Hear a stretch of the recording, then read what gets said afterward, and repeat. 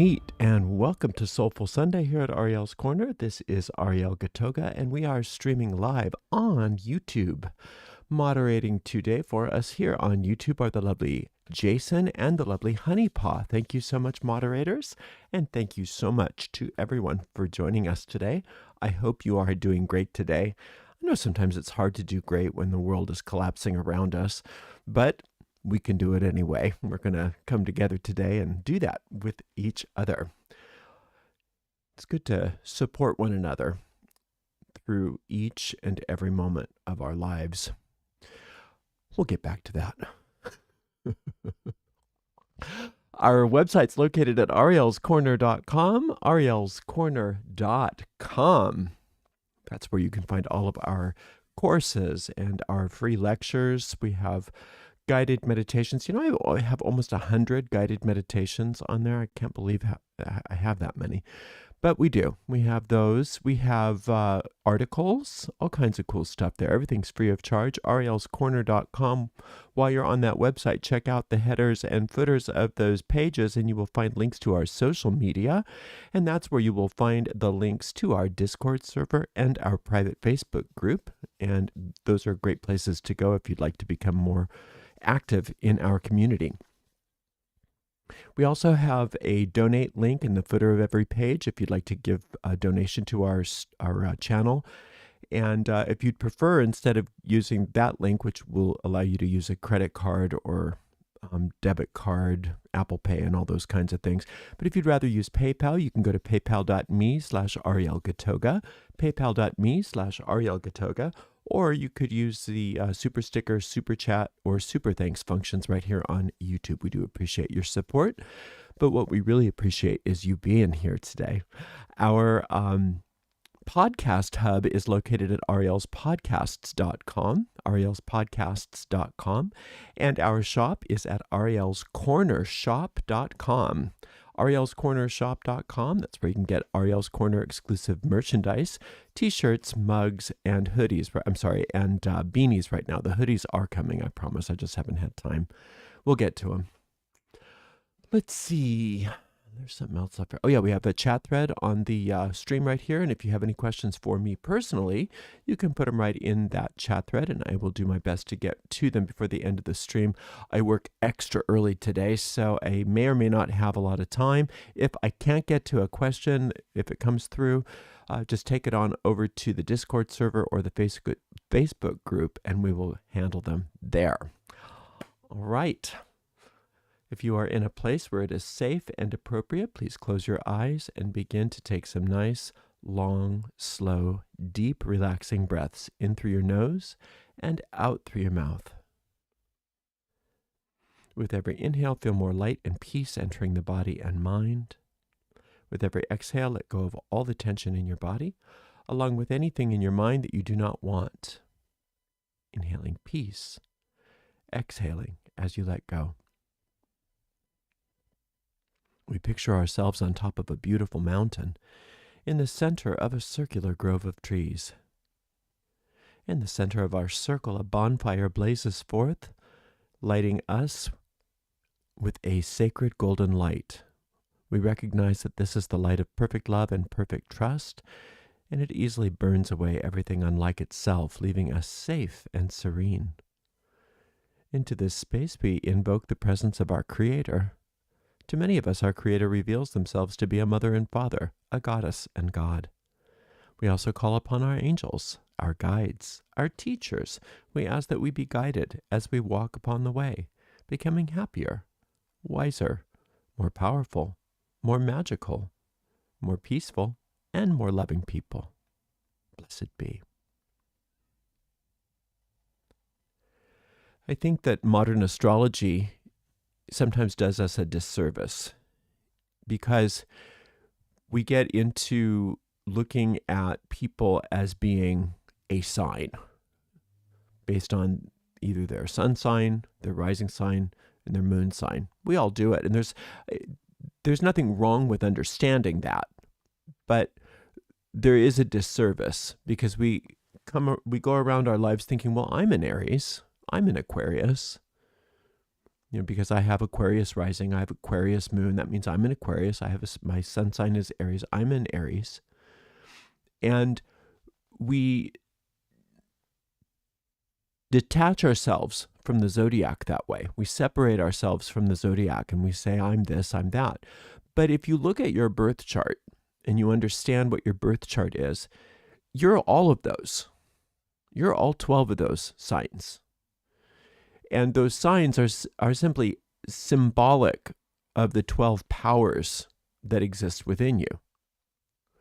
And it doesn't matter if your sun is going through that sign, if you're born, it does not matter where the sun was going, say that again, Ariel. It doesn't really matter what sign the sun was transiting when you were born, or which sign was rising on the horizon when you were born, or where the moon was when you were born, in regards to your access to all the other signs. I guess a better way of saying that is the sign that was transiting, the sign the sun was transiting when you were born doesn't remove you from the other powers of the zodiac. It doesn't detach you from your other signs. You're all those signs. Now, while it's true that the birth chart is a very powerful tool to show which signs seem to have precedence in your life, which signs seem to be highlighted in your life, but there is no such thing as a chart that doesn't have all 12 signs, regardless of whether there were planets transiting through those signs or not. Each sign has its own motto, and you can tell which of your internal zodiacal signs you are evoking based on your own internal speech. Anytime you are working with the idea of I am this, I am that, I am happy, I'm hungry, I am angry, you're calling forth, you're evoking Aries.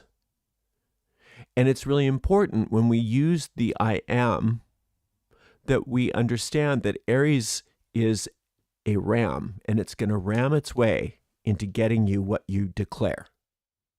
So anytime you say I am, you have to be careful.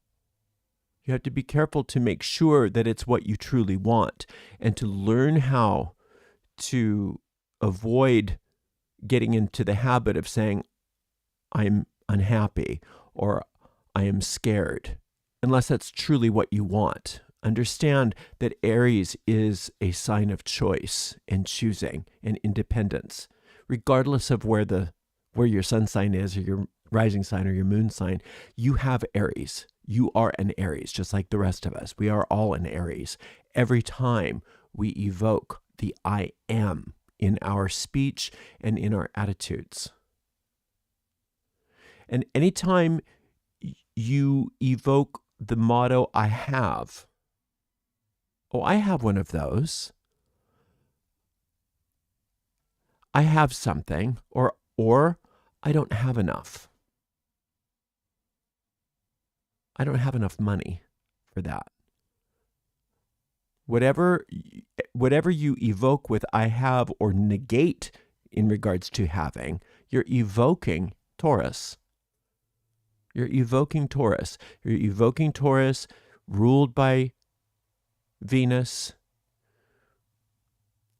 that bull energy that is stubborn until it's unleashed.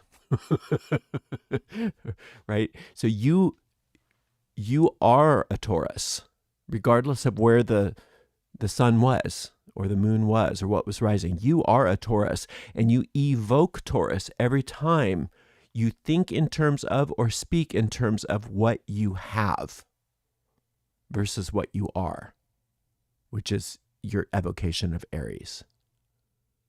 Remind yourself of that. I am a Taurus, right? There's Aries, the I am energy of Aries evoking Taurus for you. I am a Taurus. Or I have Taurus in my chart, then it's Taurus only. But Taurus is always part of your identity. Taurus is one of the 12 powers you were granted with as a human being.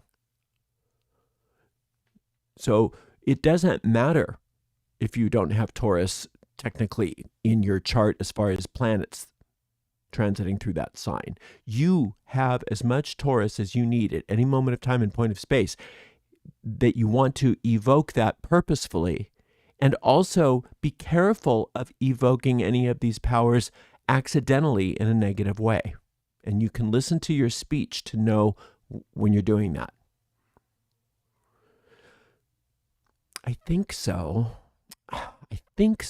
That's Gemini. I think he does. I think that's horrible. I think that's so beautiful. Do you hear how you are evoking Gemini every time you use that term, I think? It's not just for people with the sun in Gemini. It's for everybody. Everybody's got that Gemini sign in them. Everybody is a Gemini. And you evoke Gemini either accidentally or purposefully every time you say, I think so. So when you use it, when you evoke Gemini in a way that is negative for you, it's important to realize that you're using your power, that power, one of those 12 powers that you were gifted with, in a way that is not serving you, as is the case with all 12 of these zodiacal signs. I think so. I think that's good. I think you're horrible. That's all Gemini. And I think, remember that thought produces reality eventually. So be careful about what you do with your Gemini powers, with your powers of I think.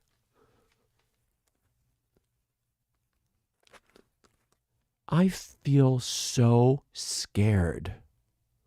I feel happy. I feel cold. That's all Cancer. I feel for you. You're evoking Cancer every time you say, I feel. So what are you evoking Cancer for? Remember, feeling is the secret of manifesting. So if you are evoking a feeling, that's a good thing if you want that thing. But if you don't want more of that thing, be careful of what you're evoking. Now, it's okay to tell the truth about what you're feeling, but you want to do it consciously, because you can then change your reality based on what you're feeling as well. But just to evoke I feel unconsciously without recognizing what you're doing, you're perpetuating manifestations sometimes that you don't necessarily want. So be careful of I feel when you're using it unconsciously, because I feel turns into I have, turns into, actually I feel turns into I think, turns into I have, turns into I am. All of those things come together to create reality for you. All 12 of our powers can be used to activate each of the other powers in order to create reality for ourselves. And we want to do that on purpose. We don't want to do that accidentally by rote. Now, willpower is when you use your own willpower, and that's Leo, I will. The negative way that we use I will is by disowning our power and procrastinating. Oh, I'll do that later. I will at some point in the future. That's misusing your willpower, because every time you use your willpower to kick the can down the road, you are disowning your power. But when you use I will purposefully, watch out. I will that this happen. My will is for this to be such and such. Now, we all know that have taken a witch's primer what that fire week is like when we're building our willpower. It's quite intense. And that week, we're not kicking the can, which is what we tend to do with our willpower. I'll take care of it another time. I will do that on Tuesday. But when we're building our willpower, we are doing I will in present time. I will that this be here today. I will that this be done. My will be done. As I will, so mote it be. That's Leo at its fieriest, as its sunniest. Can you imagine the sun saying, oh, I'll take care of the planets tomorrow. I'll take care of them tomorrow. They can just leave orbit now. I'll take care of them later. No. The sun, which is the ruling planet of Leo, I will is in present time. The sun is always here now. The sun's will is in the moment. And so we need to learn how to have our will be in the moment and not something that we misuse. Anytime we misuse I will, we have to recognize what we're doing. We're disowning our power.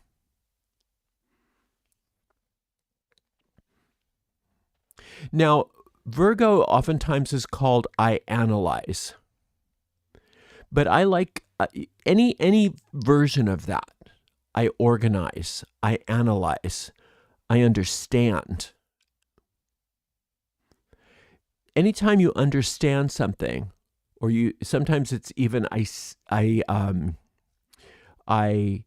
figure out. Anytime you figure something out, you are calling forth your Virgo powers. It's the earthy version of Mercury.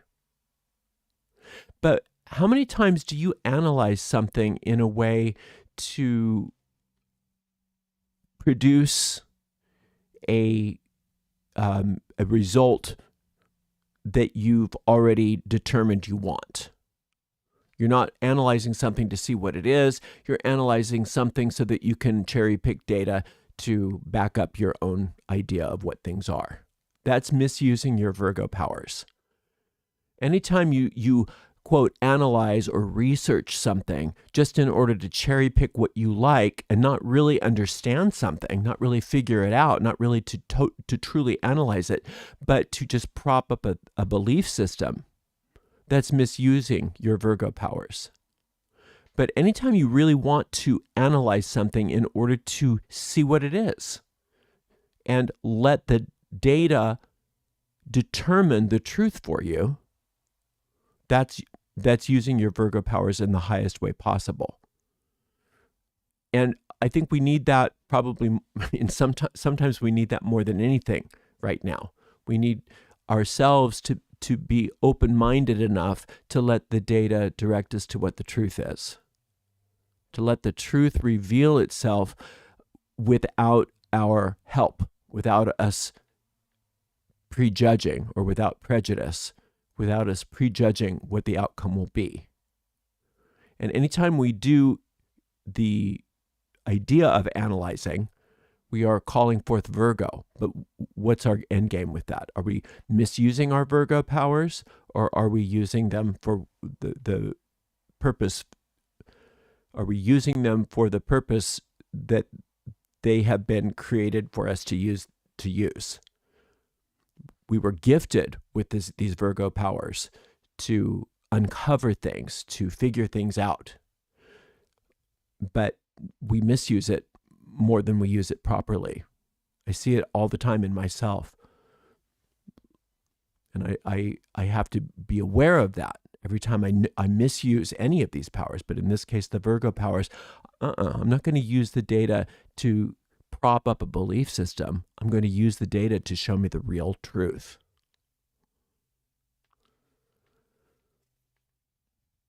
Anytime you take, let's say, the devil's advocate, you're calling forth your Libra powers.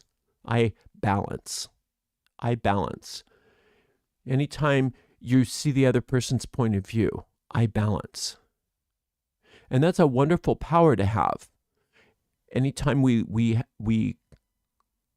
recognize that there's an imbalance in our lives and in our relationships especially, and we can see the other person's point of view, we can put ourselves in the other person's shoes. That's the positive Libra.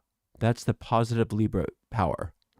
But when we just play devil's advocate for its own sake, when we go against another person just in order for there to be the other argument, very frequently we are misusing our Libra powers in order to avoid the balance that we say we are seeking. It's very important that we understand that ultimately our Libra powers are there to find harmony in our relationships, to find equity, to find fairness in our relationships one with the other. Not necessarily only to play devil's advocate in order to be adversarial, which is the negative manifestation of the Libra power within us. It's good to play the adversary when it's appropriate, but sometimes we get into being adversarial for its own sake, and then we get stuck. Now, Scorpio's motto is I desire, I want, I desire. That's a sacred power. They're all sacred powers, but I desire, that is the catalyst for all magic. And that's one of the reasons why Scorpio is the sign of the occult and the sign of magic. One of the signs of magic, anyway. Secret places. That's where our true desires come from the secret hidden depths. Now, when our desires are for our true will to be manifest in our lives, for our purpose to be manifest in our lives, if our true desire is to find the highest path for which we were incarnated, that's one thing, and that's a great thing. But when our desires then are co-opted by the ego mind, in order for us to desire things of the temporal world at the expense of the greater good, at the expense of the soul's good, that's when we are misusing our Scorpio powers. A lot of people are afraid of their desires. They think that their desires are unholy. They've been taught that. That's one of the ways in which masses of people can be controlled, by convincing them that their desires are unholy because they're even there. And therefore we suppress our desires, we look the other way, we try not to have our desires be there, we pretend our desires are something other than what they are, and then we no longer have the power to manifest. So it's easy to control. It's easier to control people who are trying to suppress their desires. So it's important that we recognize our desires, but then we have to also be in charge. See, none of these powers are supposed to be in charge. We're the ones that are supposed to wield the powers. And when we're wielding the power of Scorpio, it's very important for us to be responsible for our desires and recognize the true desire underneath all of the other desires, rather than subvert our desires or twist our desires to the ego's end games, to the ego's ends, rather than to our soul's ends. Now, Sagittarius's motto is I see. Now, we're talking about spiritual vision and understanding. Spiritual vision and understanding. When you see through the eyes of your soul, then you've opened up that third eye. You've opened up your spiritual sight. You are operating on that beam of Jupiter, of that fourth sphere. But when we see things that aren't there, then we're seeing through the eyes of the ego. And that can be very challenging to discern one from the other. But the way we discern the difference between what the ego sees and what the soul sees is by recognizing what we want.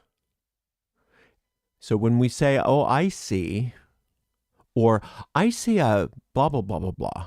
I see a whole different point of view here and there. We're evoking Sagittarius. Anytime we say I see, or even I understand, or I get it. But do you get it? Do you see? Or are you seeing a lie? Are you seeing an illusion? The only way to differentiate between the two is by going backwards. Well, what do I desire to see? Do I desire to see the truth, or do I desire to see the lie? Am I able to discern between the two through objective analysis? Do I will that there only be the truth that I see, or do I will that there be lies? Am I feeling the truth? Is what I feel the desire for the truth, or do I feel the desire for the continuation of this ego illusion, etc.? You can go backwards through all those signs. You can take all of those signs and see how they're working together. Anytime you're trying to discern how you're using one of your powers, all the other powers are going to come together with it. That's the idea, is that all of our 12 powers work together. And until we bring it together, we'll never understand that. But by just asking yourself, by going through these, it's very powerful. Capricorn, I use. Now, I use is not inherently negative, but the ego has made it be such. Oh, he's such a user. Oh, she's just using people. She's just using people. Oh, he's a tool. Right? The idea of any kind of use has already been through our popular culture maligned. The idea of utility has been maligned. But it's good to use. It's good to use your power. It's good to use your tools. It's good to use your mind. It's good to use your understanding of all these 12 powers. But yes, you can misuse anything. And that's the whole idea of Capricorn, is understanding where you're coming from when you use anything. I use. What is your motivation when you're using anything? Are you using people, or are you loving people? Are you using tools? Are you misusing tools? Aquarius, the motto is, I know. I know. It's really a good, wonderful thing when we can have true knowledge. But how many times do you say, I know, I know, I know, I know, I know, as a way to shut people down, as a way to shut people up, as a way to not know something, as a way to avoid knowing something? Aquarius's genius is easily misused, and we all have Aquarius genius in us. Each and every one of us has access to all of the Aquarian energy we ever could need, just like we have access to every power, every one of those 12 powers. But with Aquarius, I know, do you know, or do you not, or do you use false knowledge to keep yourself and other people stuck? Do you know the truth, or do you know a lie? And it's really important that we ask. And you can use your other powers. This is where Virgo comes in really handy. Let's see what I know. Let's look at it. Let's be objective with what I know. Instead of just saying, I know, I know. Do you know? I know is very, very powerful, because knowledge is power. And the more we know, the more we have power.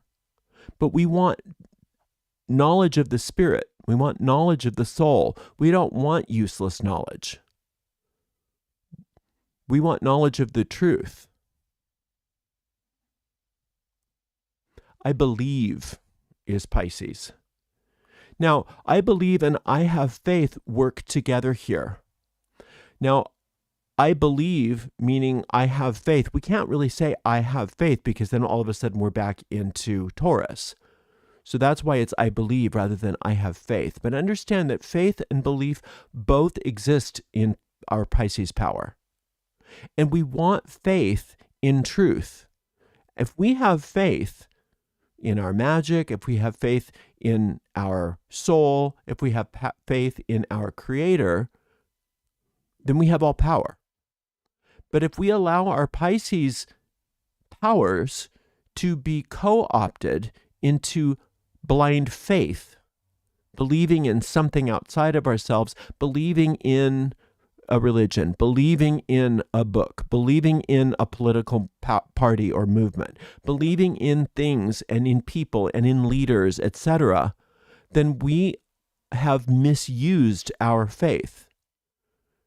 It's really easy to say, oh, that was done to me. Oh, I fell into a cult.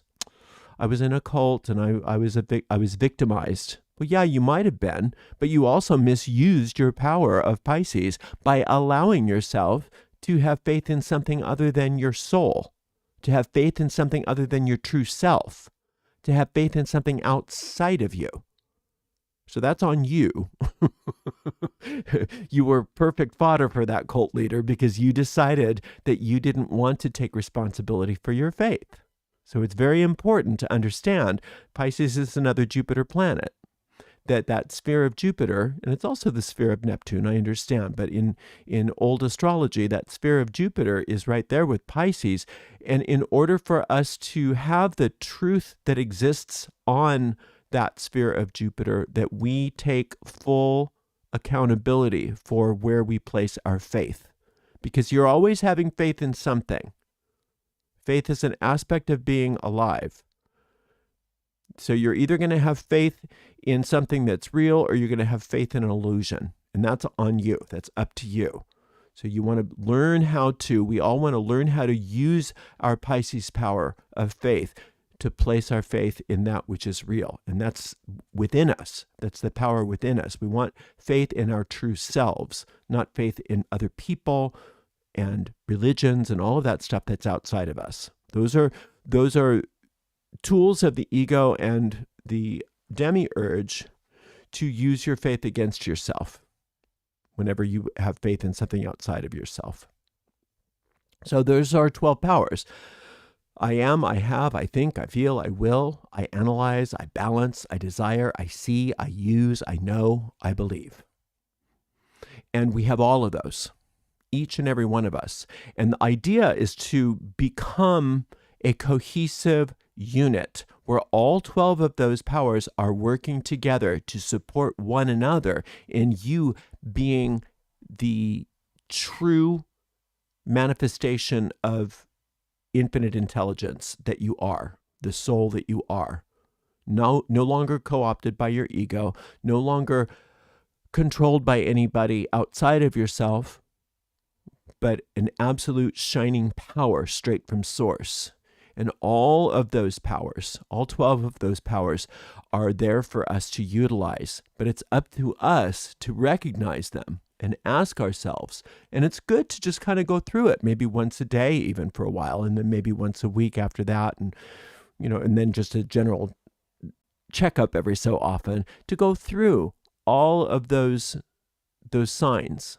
And if you want to get into, like going through your chart, you can do that. There's value in that, but that's not what I'm really talking about today. You can do this without knowing your chart. You can do this without even knowing your birth sign. You have each and every one of those 12 zodiacal signs within you, regardless of the planets, regardless of the houses. And you have the ability to call forth any one of those powers at any given time, regardless of what planets are transiting what. You have those within you and you take them with you and you have maximal access to each and every one of those powers. So next time somebody asks you what your sign is, you could, if you wanted to you could say all of them. I'm all of them. And that's true. You are all the signs. And the more you recognize that, and the more you are consciously interacting with each and every one of those signs in any situation, you are an adept.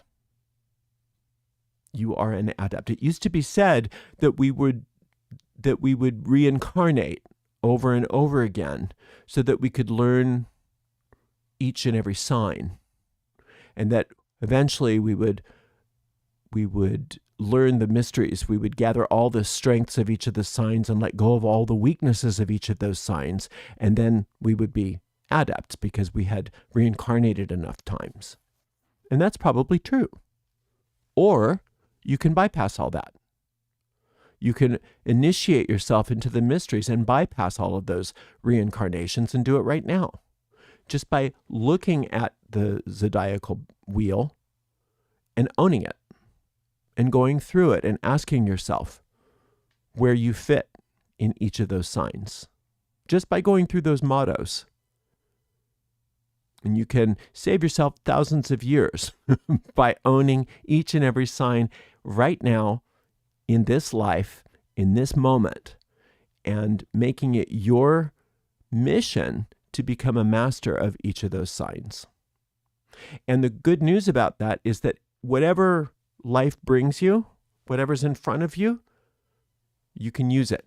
You can use whatever that situation is, whatever those circumstances are, to do that by pulling up your chart, by pulling up the zodiacal wheel and asking yourself, going through each of those signs and asking yourself which of those, how you're using each and every one of those signs in regards to this situation. A lot of times you hear about people using zodiacal magic, and they have all kinds of cool things that you can do, and they're fun. But the greatest zodiacal magic is just by asking yourself in any situation, how am I using each and every one of these 12 powers within me right now to either overcome this problem, or am I using those to keep this problem alive?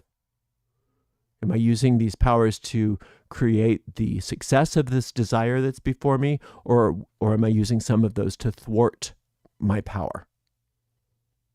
Very important to understand you are each and every sign, and each and every sign is active maximally in you, regardless of transits, regardless of your birth chart, and you can use those here and now. And I encourage you to do so as a cohesive whole, that you become the zodiac.